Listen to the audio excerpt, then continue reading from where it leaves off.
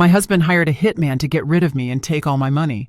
Days later, I faked my own death, and he never imagined what I was capable of doing to get revenge for all his malice. Naomi Vance stepped out of the high-rise building of her prominent downtown law firm with a powerful sense of accomplishment. But inside, she couldn't hide the growing unease she felt. She had just won a major corporate case, one that guaranteed her more prestige and a substantial year-end bonus. Around her, the applause from colleagues and the pats on the back felt like empty echoes. A practiced smile was fixed on her face, but her mind drifted toward Julian, her husband, who in recent months seemed to have become a total stranger. That night, Naomi arrived at their home earlier than usual. The residence, an elegant brownstone in an exclusive Buckhead neighborhood of Atlanta, was quiet. The lights were on in the living room, but Julian wasn't in his usual armchair. His sport coat was draped over the back of the sofa, and a half-finished glass of whiskey rested on the glass table. "Julian!" she called out firmly. From the kitchen came the metallic sound of a refrigerator door being closed. Julian appeared, impeccable as always, with his shirt perfectly pressed and his hair slicked back. There was something in his smile that tied Naomi's stomach in knots. "You're home early," Julian said with a light tone, though his eyes seemed to be measuring her. "I closed the case ahead of schedule. I thought we could have dinner together like old times," she replied, dropping her briefcase onto a chair and unbuckling her heels. Julian paused briefly, as if evaluating the proposal, and then nodded. "Sure. Let me order something. I haven't had time to cook." While Julian pulled out his phone, Naomi watched him with a mixture of affection and something darker.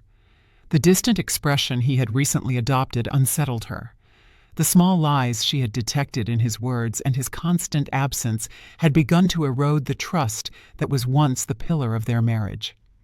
That night, while they ate takeout sushi in front of the television, Naomi tried to break the ice. "How's the Onyx Lounge doing? Busy lately?" she asked, feigning disinterest. Julian, focused on his plate, replied without looking up. "It's fine. People never stop going out. There's always something to celebrate." "I'm glad to hear that. You seem so busy lately. I barely see you." Julian looked up for an instant. A flicker of irritation crossed his gaze before he masked it with a smile. "You know how it is. I work hard now so we can be comfortable later."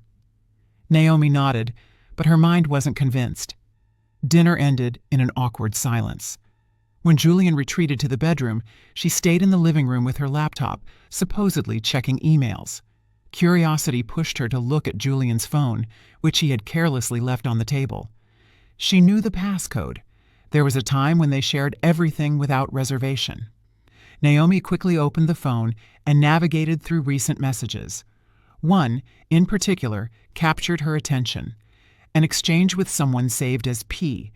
The message read, "All set for tomorrow. Remember, there can't be any mistakes." Naomi's heart started pounding faster. What were they talking about? The message was cryptic, but there was something in its tone that made her feel vulnerable. Julian had never been a man with secrets, or so she had believed. She immediately closed the phone when she heard Julian's footsteps returning. He stopped in the doorway and looked at her with a neutral expression. "Still working?" he asked, with a tone that almost sounded accusatory. "Yeah, a couple of things to review," Naomi said, closing her laptop hastily. Julian nodded and returned to the bedroom without saying another word. She remained seated on the sofa, feeling the facade of her marriage begin to crack. The sensation of being watched invaded her, as if her every move were being tracked. The tension grew days later when Naomi and Julian attended a dinner with close friends. On the surface, everything looked perfect. Julian was charming, attentive, and conversational. Everyone at the table admired how well they complemented each other as a couple. But Naomi did not miss the way Julian avoided any prolonged eye contact with her. During the dinner, Chloe, Naomi's best friend, noticed something was off. She took advantage of a moment alone in the restroom to ask, "Naomi, is everything okay? You've been a little distant tonight." Naomi hesitated before answering, struggling to keep her voice neutral. "Sure, just tired from work." Chloe looked at her intensely, as if she could see right through her facade. "You know you can tell me anything. I've always been here for you." "I know, Chloe. Thank you," Naomi replied, forcing a smile before returning to the table. When the dinner ended, Julian insisted on staying a few more minutes to talk with one of the men in the group while Naomi waited in the car. From the passenger seat, she saw Julian talking in a tone that seemed more serious than usual. The man he was speaking with handed him an envelope, and Julian quickly tucked it into the inside pocket of his jacket. On the way home, Naomi tried to suppress her anxiety but couldn't help asking, "What were you and that man talking about?" Julian didn't take his eyes off the road as he responded calmly, "Club business. Nothing that would interest you." The coldness in his response hit Naomi like a bucket of ice water. For the first time in years, she felt completely alone next to the man with whom she had built her life. That night, while Julian slept soundly, Naomi stayed awake in the living room, holding a glass of wine and looking at the Atlanta skyline through the window. Thoughts swirled in her mind. What was going on with Julian? What did those messages mean? The feeling of danger was inescapable, but she had no concrete evidence, only her intuition, and that wasn't enough to act. The sound of Julian's phone vibrating on the table startled her out of her thoughts. This time, she didn't hesitate. She checked the screen and saw a message from P. "Tomorrow is the day. Don't fail." Fear and confusion flooded her. She decided not to confront him, at least not yet. She needed to know more before drawing conclusions. But deep down, a dark truth was beginning to emerge. Julian was not the man she thought she knew. In that moment, as the city continued its nightly routine, Naomi made the decision to protect herself, though she didn't yet know how. The man sleeping in the next room was no longer her husband. He was an enigma, and every step she took from then on would be marked by a danger she was only beginning to glimpse. The insistent sound of the alarm clock filled the room, but Naomi was already awake. She had spent the night in a restless vigil, unable to escape the thoughts that invaded her mind. Every time she closed her eyes, the words of the message from P echoed disturbingly. "Tomorrow is the day. Don't fail." She looked at Julian, who was sleeping peacefully beside her. The calm on his face contrasted with the storm she felt inside. The trust she once had in him crumbled further with every moment. Naomi knew she had to act, but she also knew that one wrong move could cost her everything, even her life. Upon arriving at her office, Naomi tried to focus on her cases. Her assistant, Elena, noticed her distraction and made a casual comment. "Looks like you didn't sleep well. Everything okay at home?" "Just a bit of work stress, nothing out of the ordinary," Naomi replied, forcing her tone to sound nonchalant. Elena nodded and left the office, but her words left Naomi with a bitter feeling. Was it that obvious something was wrong? Could Julian notice that she was growing more distant? After reviewing documents for hours without really paying attention, Naomi made a decision. She hired a private investigator. Her reputation as an attorney had connected her with trusted people in various fields, and the man she chose, Darius Stone, was known for his discretion. When she called him, her voice trembled slightly. "I need your help. It's delicate, and I don't want anyone to know." "Of course, Ms. Vance. Tell me where and when," Darius replied. That same evening, Naomi met Darius at a discreet coffee shop. Although she was covered with a scarf and dark sunglasses, she feared someone might recognize her. Darius was a man of few words, but his presence inspired confidence. "What do you need me to investigate?" he asked, pulling out a small notebook to take notes. Naomi hesitated before answering. Saying it out loud made everything feel more real. "It's my husband. I think he's planning something against me. He's been acting strange, receiving suspicious messages. I need to know who he's meeting and what he's doing when he's not at home." Darius looked at her seriously, noting every detail. "I'll do everything possible to get answers, but you have to be prepared for what might come out of this. Sometimes the truth is darker than we expect." Naomi felt a shiver run down her body. Days later, Darius delivered his first report. Naomi received it at the office, locking the door before opening the envelope. Inside were photographs of Julian meeting with a robust man who had scars on his face. The images showed them talking animatedly in an alley behind Julian's nightclub. There was something disturbing about the man's posture, the way he shook Julian's hand, as if closing a deal. Along with the photos, Darius included information about the man. Duke Miller. He's linked to an organized crime group known for extortion and disappearances. Naomi's heart sank as she read the name. Duke had a history that included charges for kidnapping, although he had never been convicted. The connection between him and Julian was alarming. Naomi called Darius immediately.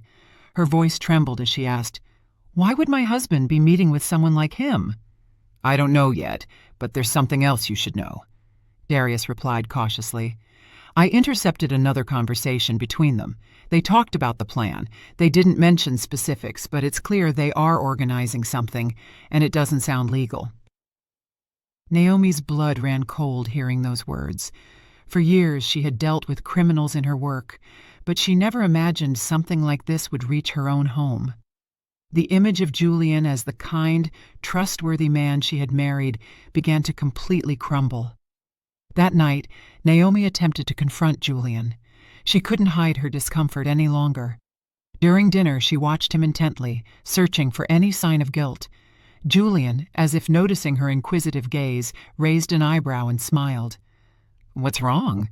You're very quiet today." Naomi decided to test the waters. "I'm just worried you're working too much at the club. I don't want you getting into trouble with dangerous people." Julian put down his fork and stared at her for a moment. His expression seemed to harden before softening again. "Why would you say that? Have you heard something?" he asked, with a tone that sounded more defensive than he probably intended. "No, nothing. I just want you to be okay. You know I'm always here for you." The smile Julian returned was superficial, almost forced. The conversation quickly changed subjects, but Naomi knew that something in him had changed. Perhaps he suspected she was finding things out. The crisis point came the next day when Naomi received an unexpected call from Darius. The investigator's tone was urgent. "We have a problem. It seems Julian is suspecting something. Duke was seen talking to one of my men. I'm sure it wasn't a coincidence." Naomi felt the ground crumble beneath her feet. "What does that mean? Am I in danger?"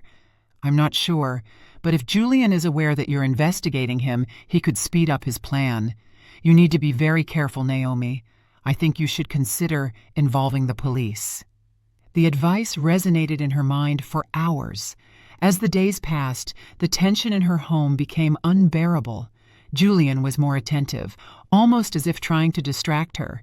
He brought her flowers, invited her to romantic dinners, but Naomi knew it was all a facade. Behind that kindness was something dark, something she had to unmask before it was too late. That night, while Naomi reviewed Darius's documents again, she found a detail she had missed before. Julian had made substantial wire transfers to an anonymous account weeks prior. The dates coincided with his meetings with Duke. Naomi felt like time was running out. Her life, her future, everything was at stake, and the man she shared her bed with could be her biggest threat. The storm that had started with cryptic messages and clandestine meetings was now about to explode. Naomi knew the betrayal was not only real, but could be deadly. The dawn brought a crucial decision for Naomi. The night before, after hours of deliberation, she had reached a conclusion. She could no longer continue alone. The danger was imminent, and the survival instinct finally pushed her to cross a line she never thought she would have to. That morning, with a mix of fear and determination, she went to the Atlanta Police Department's Zone 5 precinct. At the station, the detective in charge, Marcus Jones, was an experienced officer known for his patience and ability to deal with complicated cases. When Naomi entered his office, he greeted her with a look that mixed respect and curiosity. He knew who she was. Her name was known in legal circles, and he couldn't ignore the air of tension emanating from her. "Ms. Vance, how can I help you?" Detective Jones asked, gesturing to the seat in front of his desk. Naomi took a deep breath before responding. Every word she was about to say brought her one step closer to the truth, but also to danger. "I believe my husband is planning to kill me," she blurted out, without embellishment, without detours. The silence that followed was oppressive. Detective Jones stared at her, evaluating her words and her expression. "Do you have evidence for what you're saying?" he asked in a calm but firm tone. Naomi opened her bag and placed Darius's report, the photographs, and the messages she had found on Julian's phone on the desk. Detective Jones took his time reviewing the documents, nodding slightly as he read. "This is serious. If what you are saying is true, we need to act carefully. One wrong move and we could alert him. Are you willing to cooperate with us?" Detective Jones asked, looking Naomi directly in the eyes. "I will give you whatever is necessary to stop him, but I need to ensure he cannot escape if he finds out I know anything. I don't know what he might do to me," Naomi responded, her voice trembling. The plan began to take shape that same afternoon. Detective Jones gathered his team and they discussed possible strategies. The priority was to get more solid evidence that could hold up in court. Although the recordings and photographs were a good start, they needed explicit confirmation of Julian's intentions. For that, they decided to infiltrate an informant into the meetings between him and Duke. Naomi watched in silence as the agents discussed the details. The feeling of being at the center of a police operation was surreal, but she knew she had no other choice. Her safety depended on them. "What happens if they discover the informant?" Naomi asked, unable to hide her worry. "It's a risk that always exists, but we are prepared to handle it. Our job is to ensure you are protected at all times," Detective Jones replied in a reassuring tone. Although the detective's words tried to offer comfort, Naomi couldn't ignore the unrest growing inside her. Everything she had believed in for years, her marriage, her life, was collapsing before her eyes. Days later, the police managed to place the informant, a man named Leon Leo Walker, into Duke's circle of trust. Leo, with his tough appearance and ability to gain the confidence of dangerous men, began working as a supposed collaborator in Duke's operations. The first recordings he delivered revealed alarming details. In a captured conversation, Duke and Julian spoke openly about the plan. "Everything is ready. We just need her to trust the routine. She doesn't suspect a thing. She's too naive," Julian said, in a cold tone that Naomi barely recognized as her husband's. "Are you sure there won't be problems? I don't want anything to go wrong and splash back on us," Duke responded with a warning tone. "Trust me, everything will go as planned. By the time someone realizes, it will be too late," Julian concluded. Naomi listened to the recording in Detective Jones's office, her hands tightly clenched in her lap. Every word was a dagger piercing the image she had built of Julian. She felt a mix of fear and fury, but above all, a deep sadness. That man, the same one who had promised her eternal love, was now talking about her life as if it were a mere obstacle to be eliminated. "Is this enough to move forward with the operation?" Detective Jones said as he turned off the recorder. "But I need you to know it will be dangerous. Are you sure you want to continue?" Naomi looked up, her eyes full of determination. "There's no turning back. If we don't stop him now, he'll end up carrying out his goal." The controversy arose when the team decided that Naomi should actively participate in the operation. The idea was to record a conversation between her and Julian, where she, without directly confronting him, would push him to reveal more details of his plan. Detective Jones knew it was a risk, but it was also the best way to get a direct confession. Naomi was terrified. The idea of facing Julian, knowing what he planned, was overwhelming. But her fear turned into anger when she remembered the recordings. He saw her as a disposable object, an obstacle to be removed. She was not willing to allow it. That night, when Julian arrived home, Naomi greeted him with a practiced smile. The police had installed a hidden microphone in her necklace, and every word would be transmitted in real time to Detective Jones's team. "I've missed you, Julian. I feel like we've been so distant lately," Naomi said as she poured 2 glasses of wine. Julian seemed disconcerted by her attitude, but settled onto the sofa and accepted the glass. "I've been busy with work. You know how it is," he replied casually.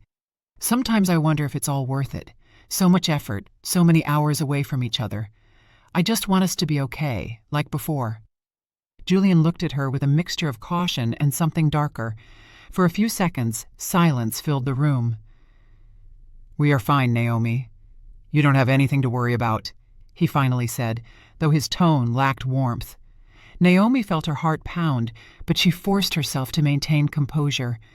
"I just want you to know that I trust you. I always have. No matter what happens, I'm here for you." The words were loaded with double meaning that did not go unnoticed by Julian. Although he didn't respond immediately, his gaze was intense, almost as if trying to decipher Naomi's true intentions. When they went up to the bedroom, Julian embraced her tighter than usual. Naomi felt a chill run down her body, but she didn't pull away. She knew every passing moment was a dangerous game, and the slightest sign of weakness could jeopardize the entire plan. Inside, Naomi knew the worst was yet to come, but she was also willing to face it. Her life no longer belonged only to her. Now it was part of a bigger struggle, a fight to survive and regain her freedom. Hours later, Naomi and Detective Jones's plan would begin. The night was dark and silent when Naomi met the police team in a derelict warehouse on the outskirts of the city. Flashlight beams barely illuminated the space, enough to reveal the scene. A technical team checked cameras, makeup, and recording equipment. Detective Jones, with a serious expression, reviewed the details of the operation. "This is what we'll do," Detective Jones said, pointing to a blueprint on an improvised table. "We need everything to look like a real accident. The key will be capturing Julian's reaction. If he reacts as we think he will, we'll have enough to catch him." Naomi stood next to the table, nodding with a clenched jaw. Every word she heard reminded her of the surreal nature of the situation. She was not only the victim, now she was a key piece in a trap designed to unmask the man she had once loved. Hours later, the warehouse was transformed into a carefully choreographed scene of chaos. Makeup artists worked with precision to create false injuries on Naomi's body. Her face was covered with artificial cuts and blood, and her hands trembled as she looked at her reflection in a broken mirror. "Is this necessary, Naomi?" the special effects technician asked, while adjusting the details on her skin. His tone was professional, but his words failed to calm her. Naomi took a deep breath and looked away. She didn't want to see the image of herself as a victim, not when she was fighting to stay strong. The plan was simple in theory, but every step was fraught with uncertainty.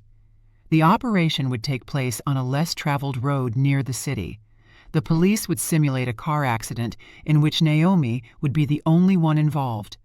A wrecked car, skid marks on the asphalt, and an immobile body. Everything had to be convincing.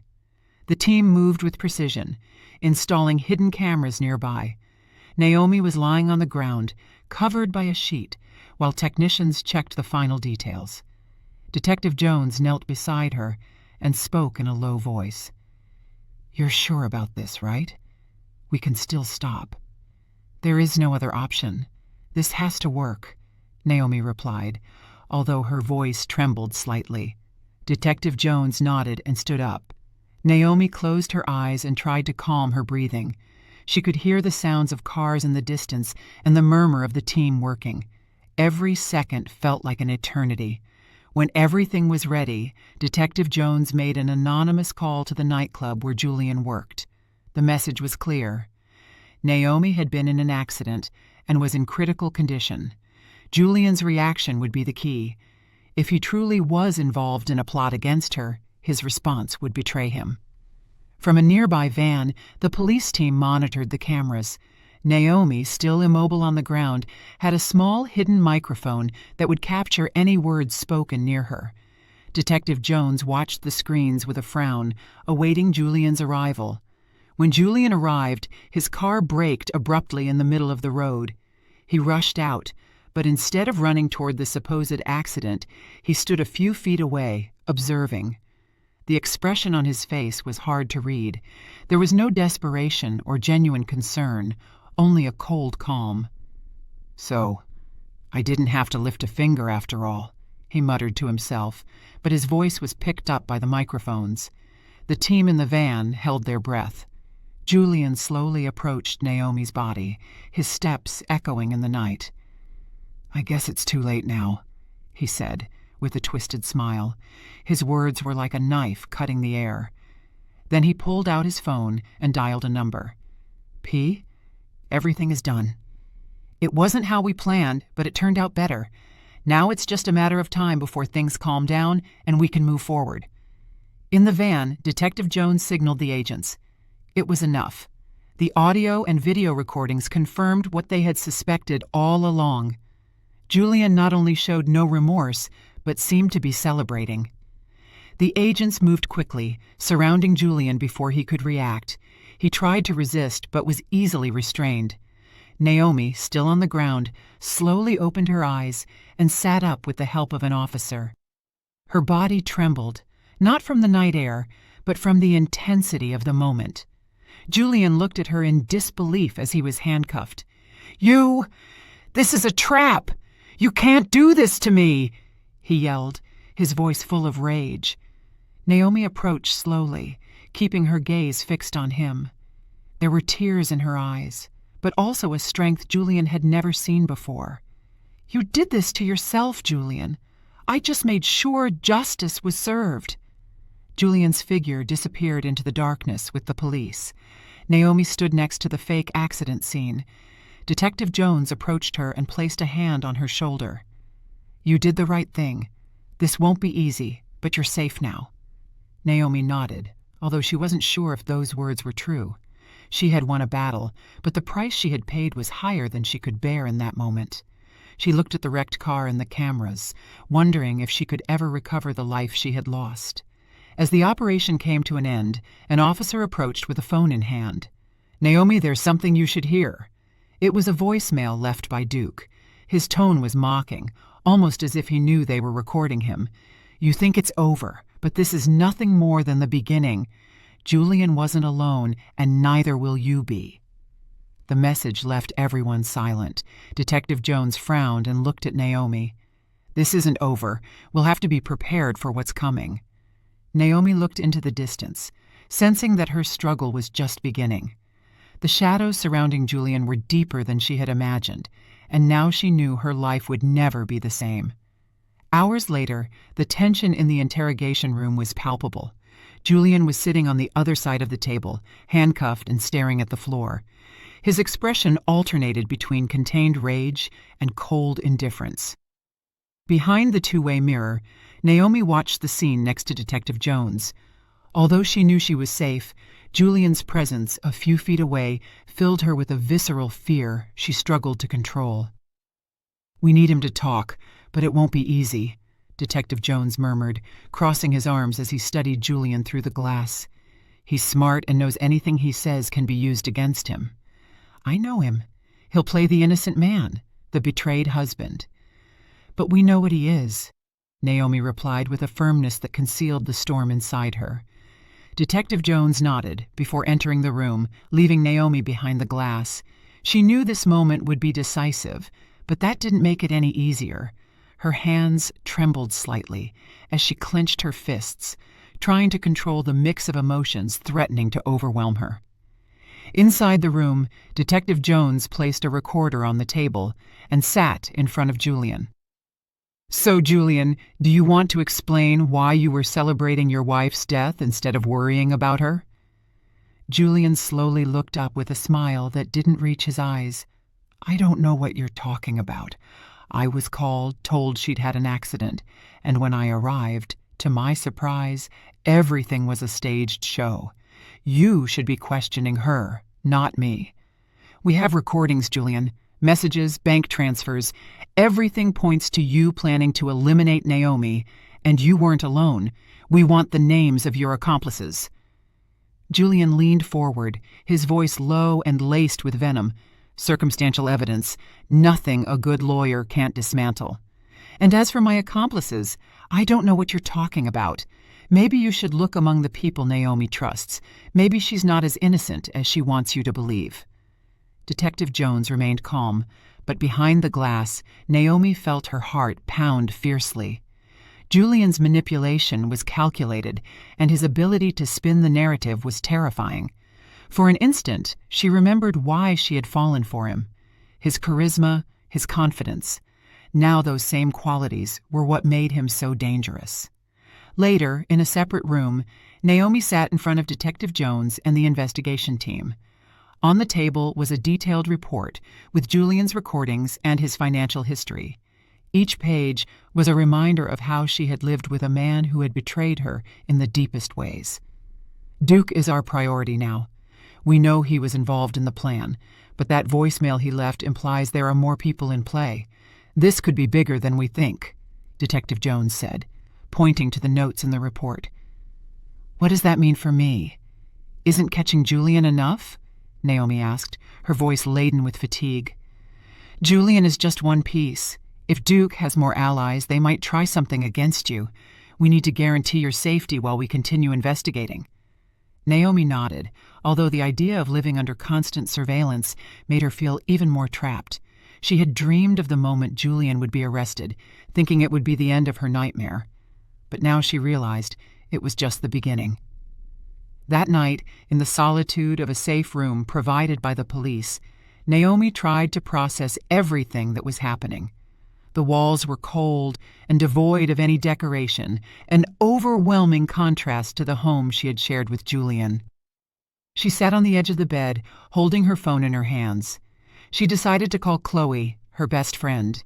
She needed a human connection, someone not related to the police operation or the horrors surrounding her.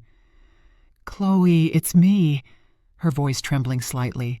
Naomi, I've been so worried. I haven't heard anything from you since everything broke in the news. Are you okay? I don't know. It all feels so unreal. Julian is in custody, but there's still so much I don't understand. Everything I thought I knew about my life, about him, has collapsed. Chloe paused before responding, her tone full of concern. You're stronger than you think, Naomi. You've survived all of this, and you are not alone. Don't let him or anyone else make you feel otherwise. Chloe's words offered momentary comfort, but the sense of threat did not disappear. She hung up and laid down on the bed, closing her eyes tightly. Although surrounded by secure walls, she felt more vulnerable than ever. The next day brought an unexpected turn. Detective Jones called Naomi to the precinct to show her a new recording. Leo, the informant who had infiltrated Duke's circle, had captured a crucial conversation. They're looking to finish what Julian couldn't do. They want to silence her forever before she can testify, Detective Jones said, his tone more grave than usual. Why? They already have Julian. What more do they want? Naomi asked, her voice full of disbelief. This isn't just about you. It seems there are other illicit businesses at stake, and your testimony could expose them. To them, you are a problem that needs to disappear. Detective Jones's words hit Naomi like a blast of cold wind. She wasn't just facing Julian, but a network of people willing to do anything to protect their interests. Fear and rage mixed inside her, but instead of paralyzing her, they ignited something deeper, a fierce determination to survive and bring them all to justice. We will give everything necessary to protect you, but this means things could get even more dangerous before it ends, Detective Jones said, looking directly at her. I don't care what it costs. I will not let them silence me. They played with me, but now I'll play with them. Naomi replied with an intensity in her voice that surprised even the detective. The war had not ended. It was just beginning. Rain lashed heavily against the precinct windows. Inside, the atmosphere was charged with tension. Naomi sat in a conference room, surrounded by a team of officers, reviewing the details of the next phase of the operation. The message captured by Leo had changed the rules of the game. Now it wasn't just about prosecuting Julian, but dismantling the entire network behind him. Detective Jones got up from his chair and walked the room with firm steps. His eyes stopped on Naomi, who was staring at him, searching for some certainty that all this would end soon. Naomi, here's what we'll do, Detective Jones said gravely. Leo has given us key information about the location of a meeting between Duke and the rest of his allies. It will be at a warehouse outside the city. We believe they plan to discuss how to eliminate you and ensure Julian doesn't talk." Naomi swallowed hard. Every time she heard the word eliminate, she felt something break inside her. But she couldn't show weakness. Not when she was so close to confronting those who had tried to destroy her. "What do you need me to do?" she asked, her voice firm despite the anxiety consuming her. Detective Jones shook his head. "I don't want you anywhere near that meeting. It's too dangerous. This isn't just about you guys. This is my problem. I won't sit by while others risk their lives for something I started," Naomi responded, standing up from her chair. The room fell silent. Detective Jones looked at her with a mixture of admiration and concern. He knew arguing with her was futile. "Fine, but this is non-negotiable. You will be under our direct protection, and if anything goes wrong, your safety is our priority." That night, the team prepared for the operation. In a disguised vehicle, Naomi and Detective Jones waited at a safe distance from the warehouse. From their position, they could see the flickering lights and figures entering and leaving the building. Leo was already inside, equipped with a hidden microphone that transmitted everything in real time. "They're here. Duke just arrived with 2 other men," Leo reported over the radio. His voice sounded calm, but Naomi knew every word was fraught with risk. From the vehicle, Naomi listened to the conversation intently. Duke was talking, and his tone was as cold as she had imagined. "We can't risk it. She's already made too much noise. If she testifies, she'll sink not only us, but everyone else. We need to finish this, and fast." One of the men responded, his voice rough and full of distrust. "What if the police already know too much? It might not be as easy as you think." "That's why we have a plan," Duke retorted. "The men are ready. It's just a matter of waiting for the right moment." Naomi felt the air in her lungs grow heavy. They were talking about her as if she were an object, an obstacle to be removed for their convenience. Rage grew inside her, but she couldn't let it dominate her. She needed to think clearly. Detective Jones gave the signal for his team to move. Several police vehicles surrounded the warehouse, blocking all exits. Inside, Leo maintained his cover, feigning surprise when the agents burst in with weapons raised. "Freeze! Police! Everyone on the ground!" one of the officers shouted as the tension exploded. Duke and his men tried to resist. One of them fired toward the agents, unleashing an exchange of gunfire that echoed throughout the building. From the vehicle, Naomi listened to the shots, her heart beating frantically. Detective Jones, sitting next to her, monitored the operation with a radio in his hand. "We have 2 detainees. Duke is resisting, but he won't get far," one of the agents reported. The confrontation continued for several minutes until the police managed to subdue Duke and the other men. When it was over, silence filled the space, broken only by the sound of handcuffs clicking shut and the agent's orders. Duke was taken to the precinct and placed in a separate cell from Julian. Naomi, still processing the intensity of the operation, decided to see him. Detective Jones tried to dissuade her, but she insisted. She needed to confront him, see him face to face, and understand what kind of monster had been conspiring against her life. When Naomi entered the interrogation room, Duke looked at her with a mocking smile. There was no remorse on his face, only contempt. "The little princess thinks she's strong now," Duke said sarcastically. "You think because you caught Julian and me this is over? You have no idea what you've started." "I know exactly what I've started, and I also know that you and your allies are going to pay for all the damage you've caused," Naomi replied with a firmness that surprised even Detective Jones, who was observing from outside. "Allies?" Duke sneered. "You think this is just about me and Julian? There are people much bigger than us. People who wouldn't hesitate to destroy you if you keep sticking your nose where it doesn't belong." Naomi stared at him, letting his words sink in. She wasn't going to let Duke intimidate her. Then they will fall too, because I'm not going to stop until all of this ends, she said before getting up and leaving the room. That night, as Naomi returned to her safe room, the feeling of danger did not disappear. She knew she had won an important battle, but Duke's words continued to resonate in her mind. This wasn't over. There were more people involved, more secrets to uncover, and although the path was terrifying, she was determined to face it. She looked out the window, watching the city lights in the distance. She was more alone than ever, but also more determined. It wasn't just for her. It was for all the people who had ever been silenced by those who hadn't had the chance to fight. And she knew she wouldn't stop until the truth came to light. The light from the monitors illuminated the small room where the investigation team reviewed the latest recordings obtained after Duke's capture. In the audios, names, addresses, and fragments of conversations were heard, revealing a larger scheme than anyone had anticipated. Every word made it clear that the network of corruption and organized crime did not end with Julian and Duke. There was something deeper, a structure designed to operate in the shadows. Naomi sat next to Detective Jones, feeling the weight of each revelation. At times the rage and fear suffocated her, but she knew that backing down was not an option. "We have new names. Some of them are linked to major corporations and government contracts. This isn't just a case of attempted homicide, Naomi. This could be the beginning of something much bigger," Detective Jones said, pointing to the screen. "And what do we do now?" Naomi asked, her voice restrained but with a tone of urgency. "The first thing is to protect you. You're a target, not just for being the initial victim, but because now they know you have enough information to hurt them." Naomi nodded, although the feeling of constant danger was no longer new to her. She looked at the screen where one man, in particular, stood out in the records, Clayton Albright.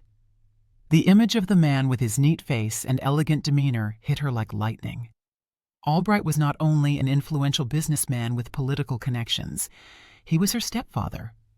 The air seemed to thicken as Naomi processed the discovery.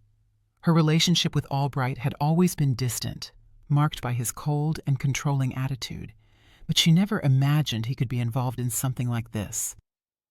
"Albright, he can't be involved," she murmured more to herself than to Detective Jones. "You know him?" Detective Jones asked, noting the change in her. Naomi nodded slowly. "He's my stepfather. He was married to my mother for years. He was always a reserved, controlling man, but I didn't think he was capable of this." The silence that followed was tense. Detective Jones looked at her seriously, evaluating what he had just heard. "This complicates things. If Albright is involved, it means this is personal. We need to act quickly before he does something to cover his tracks." The urgency of the situation led the team to intercept Albright's communications. What they heard confirmed the worst. In one of the captured calls, Albright spoke with someone whose voice Naomi immediately recognized, her mother, Adrienne. "Everything is getting complicated. Naomi is too involved. We can't let this come to light, or it will end up sinking us," Albright said in an authoritarian tone. "I warned you, Clayton. I told you we should have acted sooner, but you hesitated, and now everything is out of control."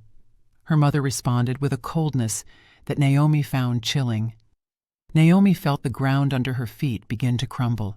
Her own mother, the woman who should protect her, was complicit with Albright in a plan to destroy her. "It can't be," she said softly, her hands trembling as she listened to the rest of the conversation. "We can still salvage this," Albright continued. "If we manage to make her disappear before she testifies, everything will calm down. Julian is already out of the game. Now she's the only obstacle." Naomi looked away from the screen, unable to listen further. Detective Jones looked at her with concern, placing a hand on her shoulder. "I know this is a lot, but we need you to stay strong. What they just said is enough to incriminate them both. We will act, but it will be risky." "My mother," Naomi said, her voice barely a whisper. "All this time, she knew. She was with them." "We're going to stop them. This isn't just about them. This is for everything you've been through. We won't let this go unpunished." That night, the team organized a raid on Albright's mansion, where they believed he still kept incriminating documents. The operation was charged with tension. not only because of the magnitude of the case, but because of the personal implications for Naomi. She was in a nearby van, observing through real-time cameras.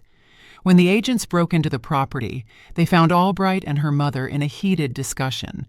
Documents were scattered on a table, evidencing contracts, transfers, and a network of illegal activities. "This is a mistake. You have nothing against me," Albright shouted as the agents handcuffed him. "And what are you going to do with her? Arrest a mother for protecting her daughter?" her mother said with a bitter smile as she gestured toward the police.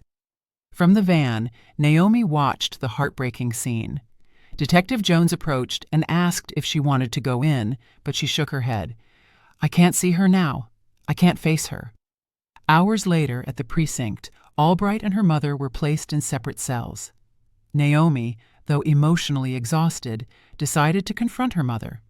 She walked slowly toward the interrogation room where her mother was sitting, handcuffed, and with a weary look.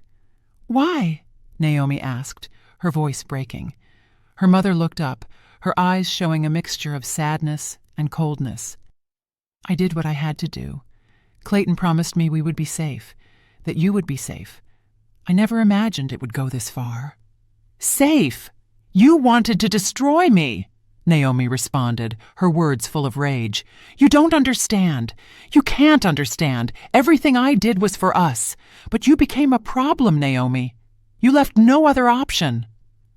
Naomi felt tears streaming down her face, but she couldn't stop them. She looked at her mother one last time before leaving the room, leaving behind a silence that seemed eternal. That night, as the team reviewed the seized documents, Detective Jones approached Naomi and offered her a cup of coffee. "You took a significant step today. This isn't going to be easy, but we're closer to ending this." Naomi nodded, although the words of comfort barely made a dent in her pain.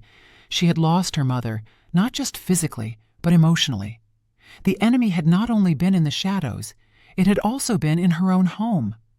But she knew she couldn't stop, not now. The fight was far from over, and she would not allow herself to fall. Months later, the day of the trial had arrived. The courtroom was packed, the tension palpable in every corner as voices murmured around Naomi, who was seated next to the prosecutors. It was the day to face Julian, Duke, Albright, and, most difficult of all, her own mother. The mountain of evidence accumulated by the police, from the recordings to the confiscated documents, had made this case a matter of national interest. Naomi, hands clasped, watched as the judge took his seat. Facing her were the defendants, each with a different expression.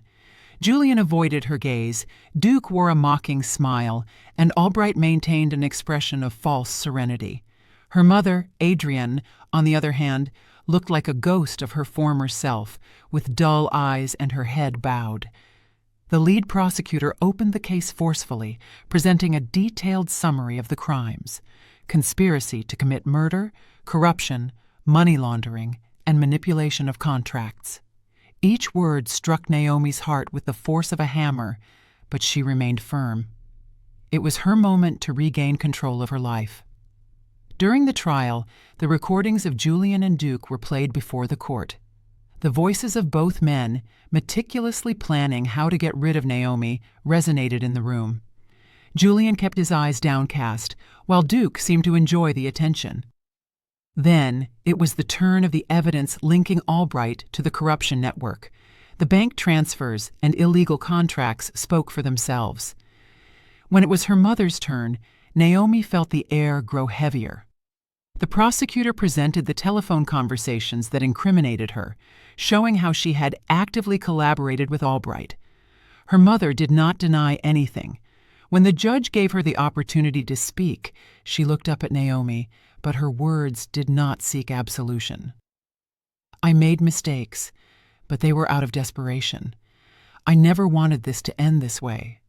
There is no justification for what I did, but I hope that someday you can understand," she said.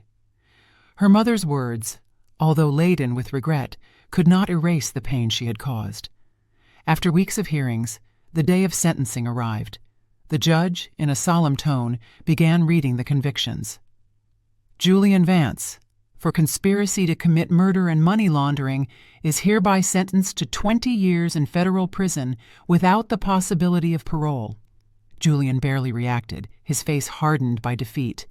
Francisco Duke Miller, for conspiracy and participation in organized criminal activities, is hereby sentenced to 25 years in federal prison, with parole reviewable after 15 years.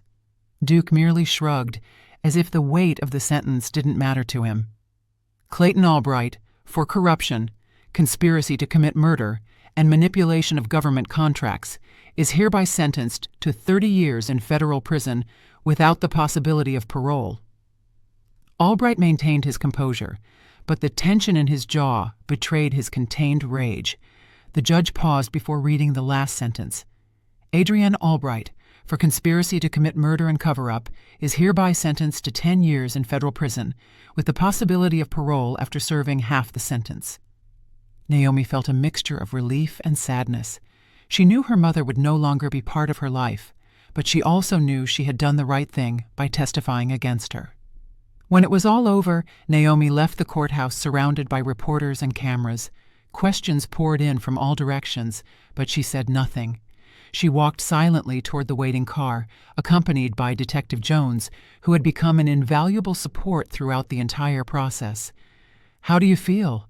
Detective Jones asked as they got into the vehicle. "Relieved, I suppose, but also exhausted. This isn't just about justice. It's a loss of everything I once thought I had," Naomi replied, looking out the window. "What you've done is brave, not just for you, but for all the people who have suffered something similar. This network will never harm anyone again." Naomi nodded. Detective Jones's words were true, but the emptiness she felt wasn't easily filled. She had won, but the cost had been high. Months later, Naomi had begun to rebuild her life. She had left behind her work as a patent lawyer and had started a foundation to help victims of conspiracies and abuse. Her experience had transformed her into a strong and resilient voice, a woman determined to make a difference. One day, while organizing a charity event, she received a letter from prison. It was from her mother.